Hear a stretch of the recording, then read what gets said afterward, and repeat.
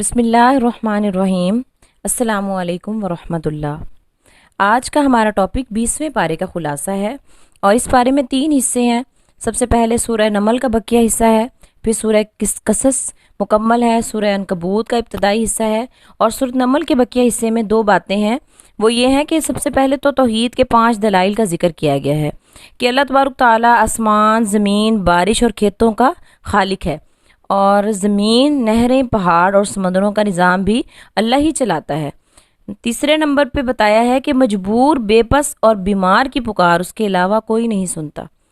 कभी भी कोई भी परेशानी हो, कोई भी तंगी महसूस हो रही हो, अगर हम जाए नमाज पे बैठ के अल्लाह के हुजूर सिर्फ दुआ कर लें, दुआ भी ना करें, सिर्फ बैठ के अल्लाह के सामने रो लें, तब भी ऐसे महसूस होने लगता है जैसे अल्लाह तबारक ताला ने सारी दुनिया की नेमतें हमारी झोली में डाल दी हैं और हमें अल्लाह ताला एक परेशानी से उठा के बिल्कुल ऐसे आसानियों की तरफ ले जाते हैं।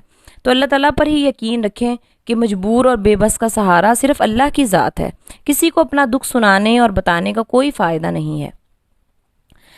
फिर अल्लाह ताला जो है वो तौहीद के बारे में कहते हैं कि बाहरी और बरी तारीकियों में रास्ता वही दिखाता है, उसी ने हवाओं का निज़ाम चलाना है। जिस तरह अल्लाह ताला हम देखते हैं कि बाहर में तारीकी का रास्ता अल्लाह ताला दिखाते हैं, बिल्कुल इसी तरह इंसान की ज़िंदगियों में जो तारीकियाँ हैं, जो मुश्किलात हैं, उसमें जो अल्लाह ताला तारीकी से रोशनी की तरफ लेके जाते हैं, वो भी अल्लाह ही हैं सिर्फ, जो इंसान को मुश्किल से आसानी की तरफ ले जाते हैं। पहली बार भी अल्लाह ने ही पैदा किया है, दोबारा भी वही पैदा करेगा और राज़िक भी वही है। कभी भी रिज़्क की खातिर अपने आप को किसी भी गलत काम में, किसी भी बुरे काम में ना लगाएं, क्योंकि राज़िक जो है वो अल्लाह की ज़ात है, उसी की रज़ा में हमारा रिज़्क है।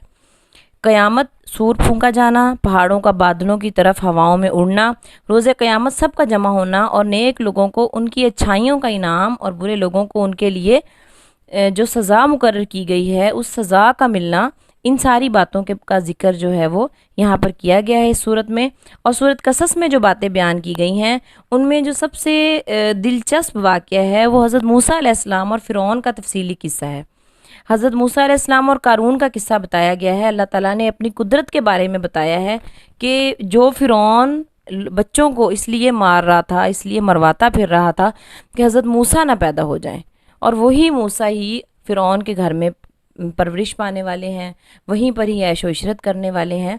तो ये अल्लाह की कुदरत है कि अल्लाह ताला चाहे तो मूसा को फ़िरौन के घर में परविश दिलवा दे।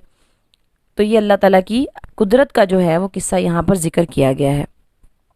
सूरह अनकबूत के इब्तदाई हिस्से में 3 बातें हैं। सबसे पहले तौहीद, मुशरिकीन के बुत मकड़ी के जाले की तरह कमज़ोर हैं। जिस तरह मकड़ी का जाला होता है, उसको हम हाथ से पकड़ के मसल देते हैं, बिल्कुल ऐसे ही बुत हैं कि उनकी कोई अहमियत नहीं है, वो बहुत ही कमज़ोर हैं। और इस हालत का जिक्र है कि आजमाइश मिन जानिबिल्लाह ज़रूर आती है, कि अल्लाह ताला की तरफ से आजमाइश आती है। और इस ज़िमन में चंद अंबिया कराम के किस्से का जिक्र भी किया गया है, क़यामत का तज़किरा भी किया गया है। और जो है यहीं पर ही ये सिपारा ख़त्म होता है। अल्लाह ताला से अल्लाह ताला से दुआ है कि अल्लाह ताला हमें अमल की